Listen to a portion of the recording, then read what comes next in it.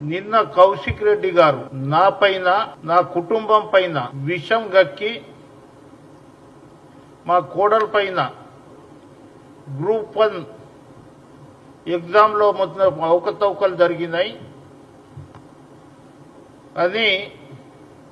మా కుటుంబానికి రోడ్డు పైన లాగిండు.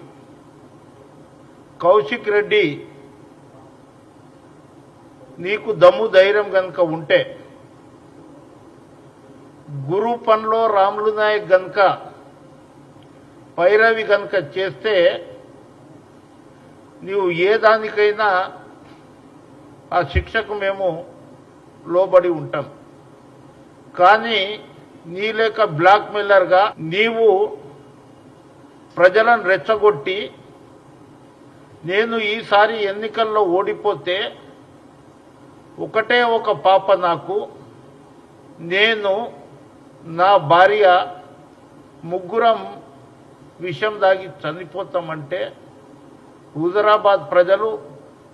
అయ్యో పాపం చనిపోతాడేమో అని కుటుంబానికి